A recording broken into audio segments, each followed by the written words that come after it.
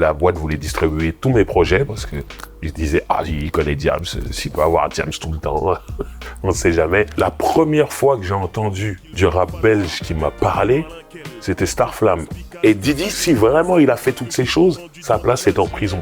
Et moi, sa musique, je l'écouterai encore. Donc je vais devoir débourser pour séduire cette fille. Je casse ma tirelire, réunis mes pièces de 10 centimes. Salut à tous, c'est Driver. On est en direct de BX Bruxelles pour le concert de Ministère Amer à la Madeleine. Et comme je suis là, je vais en profiter pour vous raconter quelques anecdotes. C'est clean.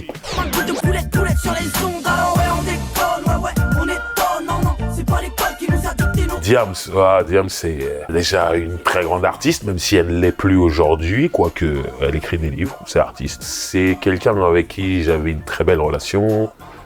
Quand elle sort du groupe Mafia Tressé, elle rappe avec Mafia Tressé et tout, je suis le premier à l'inviter sur un album. Sur mon album Le Grand Chelem, elle est présente.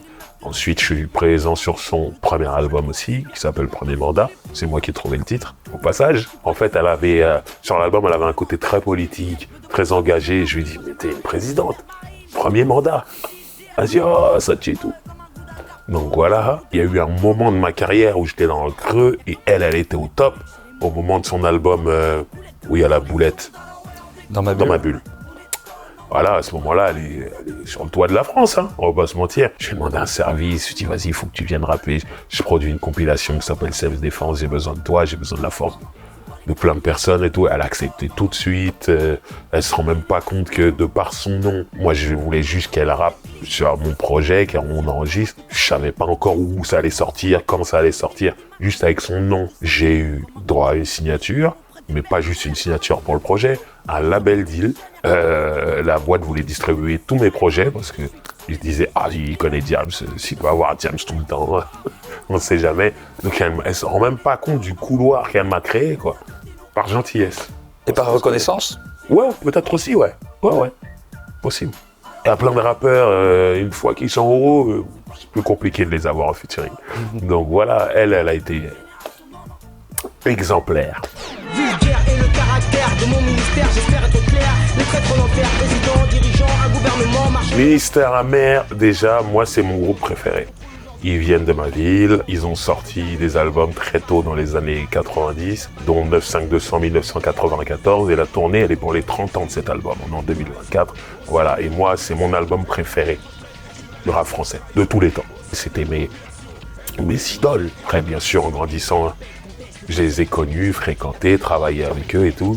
Et là, ils se mettent à faire la tournée, ils me disent, Driver, tu viens avec nous sur scène. Vous imaginez même pas comment c'est un accomplissement pour moi. C'est incroyable pour moi, vraiment. Ils me font rapper un morceau à moi sur scène, rapper le morceau d'un des invités de cet album-là qui est Ahmed Day sur scène. On aurait pu se dire, voilà, je viens pour 2 morceaux et puis c'est tout. Non, ils ont tenu à ce que je sois sur scène pendant tout le show. Et ils ont dit, tu vas faire nos bacs aussi, sur tous les morceaux de l'album et tout. Et eux, ils pensaient que j'allais devoir travailler le truc et apprendre par cœur. Mais je le connais déjà par cœur depuis 1994, l'album. Donc moi, j'arrive, c'est facile, c'est naturel. Je connais mieux les textes de Ministère Amer que les miens.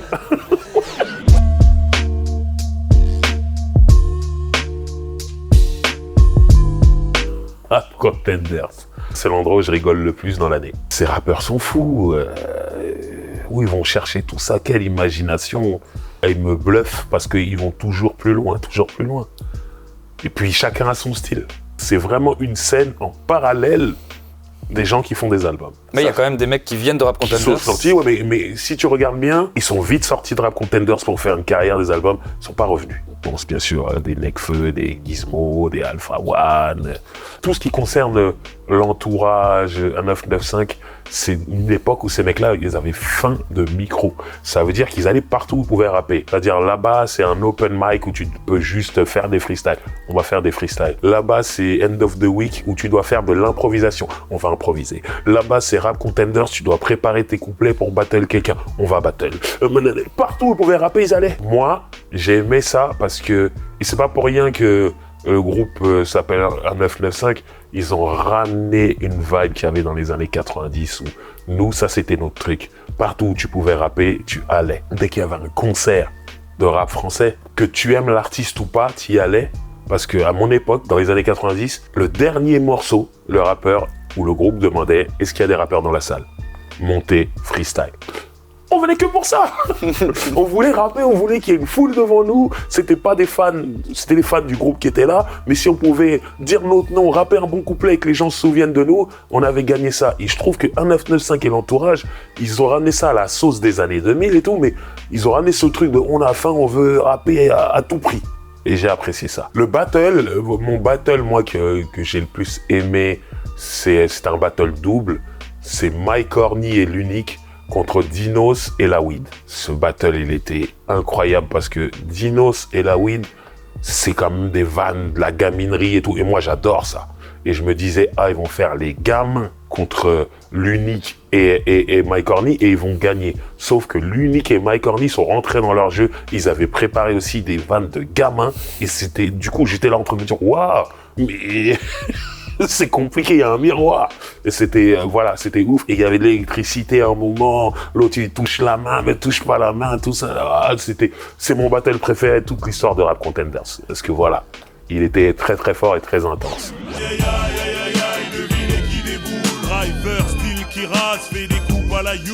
À Sarcelles, j'y suis né, j'y vis encore, c'est toute ma vie. J'ai jamais bougé de Sarcelles, c'est complètement fou. Pour dire la vérité, j'ai déjà déménagé, mais dans le même bâtiment. C'est-à-dire que depuis que je suis né, j'ai la même adresse. C'est pas tout le monde qui peut dire ça. C'est l'endroit où je me sens le mieux sur cette planète. C'est bizarre parce que c'est pas un endroit où j'inviterais les gens. Mais moi, ma personne, c'est le seul endroit où je marche sans me retourner, je suis à l'aise, je peux regarder mon téléphone sans regarder devant moi. C'est pas que je connais toutes les rues, je sens toutes les rues. C'est-à-dire, je peux regarder mon téléphone, tourner à droite, tourner à gauche, aller juste là où je dois aller, sans vraiment regarder les rues. J'y ai vécu toute ma vie. Beaucoup d'amour pour cet endroit. On m'appelle le maire. Il y a plusieurs rappeurs importants dans l'histoire qui viennent de Sarcelles. Ouais. Et toi, si tu en avais un rappeur actuel de Sarcelles à nous conseiller, est-ce que tu as quelqu'un qui te vient comme ça? Il y a un mec qui s'appelle Stereo Blackstar, qui est très, très, très fort. Très bon rappeur. Il écrit super bien. Il fait ses propres productions. Et car c'est un homme de studio, il est ingénieur du son. C'est-à-dire que lui, il peut te faire un morceau de A à Z, tout seul. Un surdoué.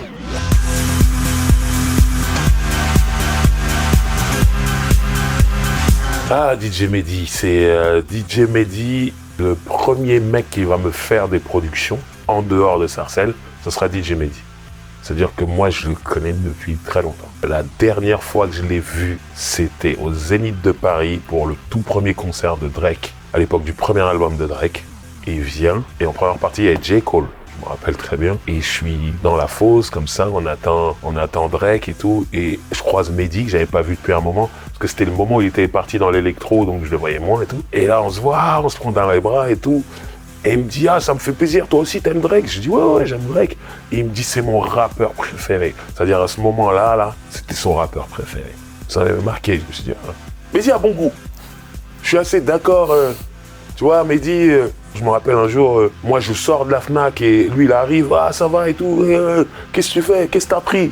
Je lui dis, ouais, j'ai pris le nouveau Large Professeur, faut que tu l'écoutes, c'est incroyable, il y a un morceau avec Nas qui s'appelle Stay Shizo. Il faut que je prenne. Il me dit, ouais, il était très fan de Nas. Ok, il a pris son regarder, tout ça. Voilà, je pense qu'il savait que j'avais du goût, je savais qu'il avait du goût. Donc moi, quand j'aime bien Drake, il me dit, c'est mon rappeur préféré. Moi, je l'aime bien à ce moment-là. Lui, c'est son rappeur préféré. J'ai dit, bon, je vais l'étudier. J'ai breaker, b-boy, rappeur, beatbox. Ambiance scandale, danse de... Funky Family, c'est à part. Parce que le groupe s'était séparé, en fait. Et ils se remettent ensemble. Alors que Ministère Amer, ils se sont jamais séparés. Sayan, il y a des gens, des membres qui sont partis.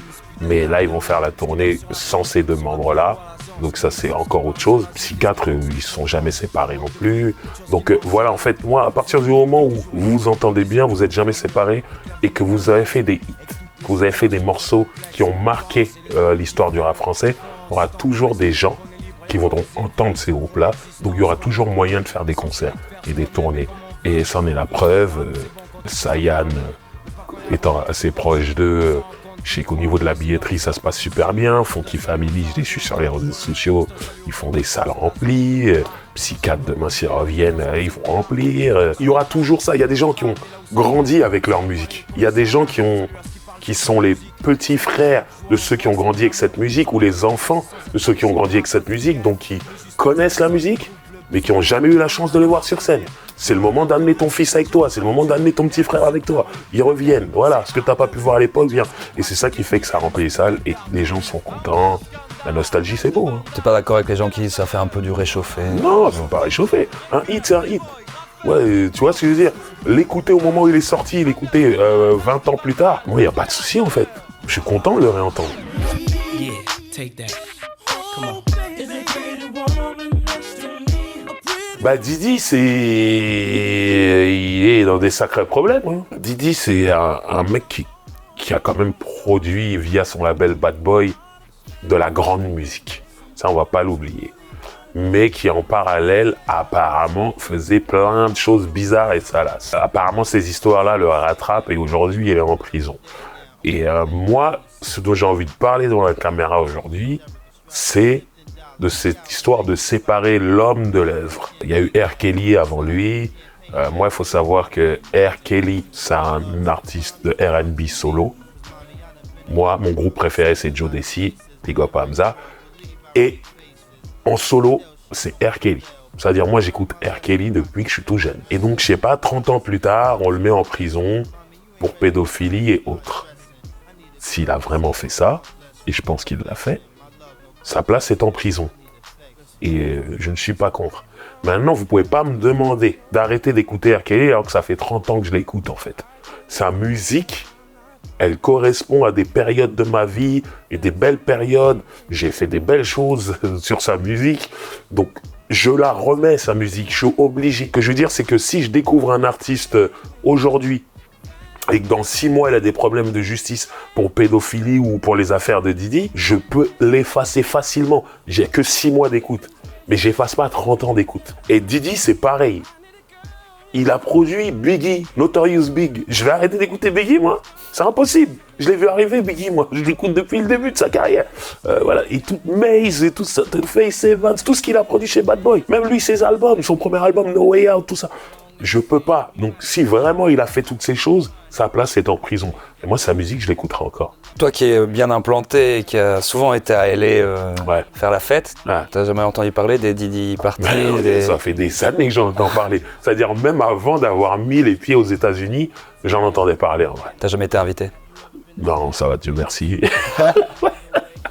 Non, mais par contre, et ça c'est important de le dire, tout le monde rêvait d'aller dans ces soirées-là, mais parce qu'on n'imaginait pas tout le côté démoniaque qu'il y avait, ne serait-ce que pour la fête. Didi, c'est quelqu'un qui danse tout le temps. On a l'impression que faire la fête avec lui, c'est incroyable, tu vas vivre la meilleure fête de ta vie. Mais en tout cas, le fait qu'il fasse des trucs bizarres, des trucs sombres, j'entends ça depuis très longtemps. En ces temps imparfaits, pour chaque cause. Le rap belge en général, de Paris, il y a toujours un mépris, un dédain. Et là, je parle pas de la Belgique, je parle du reste de la France. Paris regarde déjà le reste de la France un peu comme ça. Et du coup, la Belgique, alors là, ça a été comme ça pendant des années. Il y a eu un creux et à un moment, il y a eu une explosion et où la France et Paris dedans a accepté le rap belge. Mais moi, j'ai besoin de revenir quand même en arrière pour dire la première fois que j'ai entendu du rap belge qui m'a parlé, c'était Starflame. Il y avait un clip qui tournait énormément la nuit sur M6, chaîne française. Le morceau était excellent, la prod elle était dingue, les mecs rappaient super bien et tout. Et en cherchant, en fouillant, j'ai vu, je suis tombé sur des interviews dans les magazines papier, la presse à l'époque. Et j'ai vu qu'il venait de Belgique, j'ai dit ok. Et ce qui est fou, c'est quand je prépare mon tout premier album, qui est Le Grand Chelem, qui sortira en 1998, je cherche des productions à droite à gauche et à un moment j'ai un pote qui m'amène en Belgique, qui me dit je connais des personnes à Charleroi qui font du bon son et tu devrais écouter. Et je suis allé, c'est un mec qui s'appelle D-Cool, le nom me revient. Effectivement, j'étais dans son studio, j'écoutais, la musique était dingue. Je commençais à m'intéresser à ce qui se faisait en Belgique en termes de production. Je trouvais qu'ils avaient un côté plus américain que les Français. Dans les clubs, il y a une culture américaine qui avait moins à Paris à cette époque-là. Là, je te parle de la fin des années 90 et tout. Donc moi, fin des années 90, pour moi, la Belgique, c'est les beatmakers. C'est pas encore les rappeurs. À part Starflame, ok, qui m'ont vu après des Balogi, tout ça. cool. Mais après, il y a eu la période au KLM où il y a Hamza qui arrive d'un côté, il y a Damso qui arrive de l'autre, produit par Booba à ce moment-là. Il y avait un rappeur qu'on entend moins, mais qui s'appelle Joe Scroppy, qui était très fort aussi. Shai. À un moment, il y a eu une déferlante, on se dit, oh, ok. Et voilà, on va pas se mentir, c'est là vraiment que Paris, la France, a commencé à vraiment prendre la Belgique au sérieux. Et moi, Hamza, hein. Ouais.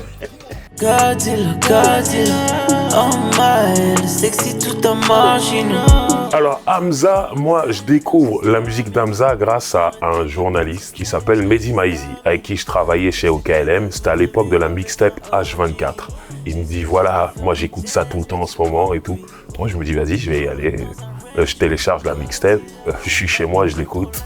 Et je l'ai écouté pendant 2 mois non-stop. Chez OKLM, dans l'émission La Sauce, c'était tous les jours et on recevait énormément d'artistes. Quasiment tout le rap francophone venait dans l'émission. En général, les journalistes en profitaient pour prendre des photos avec les artistes. Je n'ai jamais pris aucune photo personnellement avec un artiste à part Hamza. Il faut le savoir. Et je me suis dit, ce mec, il va devenir quelqu'un. Il me faut ma photo avec lui tout de suite. Et on s'est pas trompé. C'est devenu quelqu'un. Pour la petite histoire, Hamza, tu m'en voudras pas. Je me suis rendu compte que j'étais bien trop grand. J'ai dit, on va faire cette photo assis, c'est mieux. Voilà.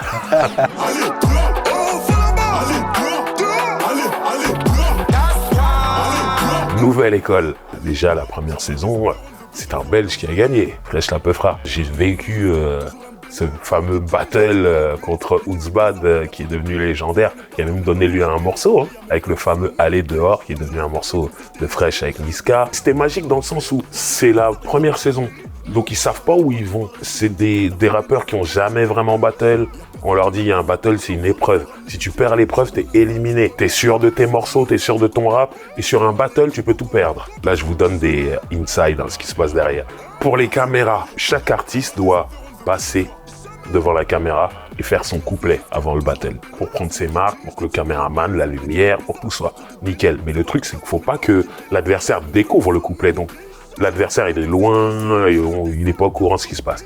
Mais moi, j'écoute tous les couplets, du coup, je suis là. J'écoute tous les couplets avant le battle. Donc moi, je suis déjà en train de faire mes pronostics. Ouh là là, lui, son couplet, il est incroyable. L'autre, bof, l'autre, il va perdre et tout.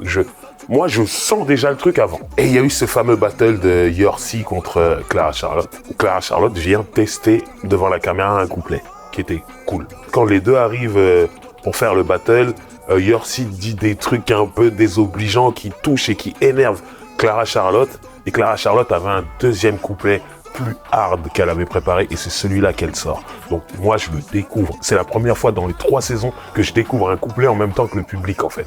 Et j'étais là, oh, incroyable et tout. Et elle a gagné.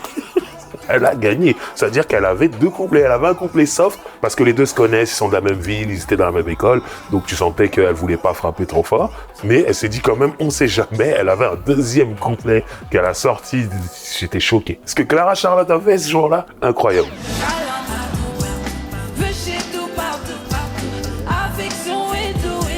Les flammes. Alors les flammes, j'ai participé aux 2 éditions. Hein. C'est donc une cérémonie qui récompense, on va dire, l'année qui vient de passer en rap et autres musiques urbaines, R&B, afro, zouk, tout ça. Moi, je suis co-host, co-présentateur et je fais toutes les voix off. C'est une belle expérience parce que c'est pour moi une émission qui aurait dû avoir lieu... cérémonie qui aurait dû avoir lieu depuis longtemps, depuis le temps que le rap a explosé. Voilà, il y a eu des tentatives quand même, il ne faut pas oublier. Et toi, tu estimes que le milieu, cette musique méritait? Mais tous les ans, comme il y a les victoires de la musique, comme il y a les Energy Music Awards, tous les ans, il devrait y avoir un truc qui récompense le rap. Et c'est chose faite. Alors, bien sûr, sur Internet, oui, à ce moment-là, il y a eu tel couac, oui, il y en a eu, il y en aura peut-être encore. Mais le but, c'est que ce soit de mieux en mieux à chaque fois et tout. En tout cas, là, ça existe et j'espère que ça va durer éternellement. Parce que le rap en a besoin. T'as un petit souvenir d'une cérémonie de flammes, d'un truc qui s'est passé ou d'un side? Il y a tellement de choses là-bas. Il y a un petit truc, ça c'est un truc privé entre nous, mais qui est devenu public. Et c'est pas tout le monde qui a capté.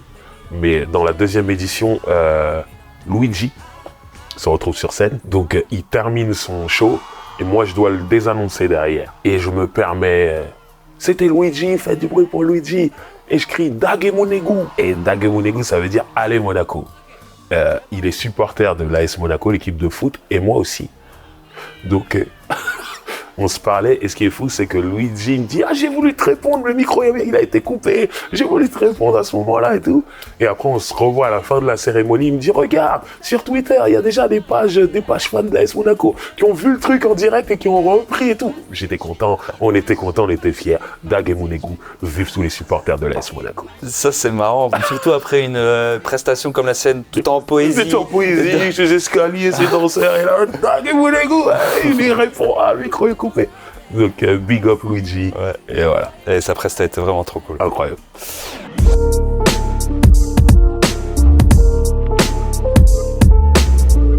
Sex, Money, Murder, c'est un livre que j'édite avec ma boîte d'édition qui s'appelle Paper Moody, avec mes deux collègues François et Grégoire. Le premier livre là qu'on édite, c'est l'histoire d'un gang du Bronx à New York des années 90, donc c'est pas si lointain que ça, et qui s'appelle Sex, Money, Murder.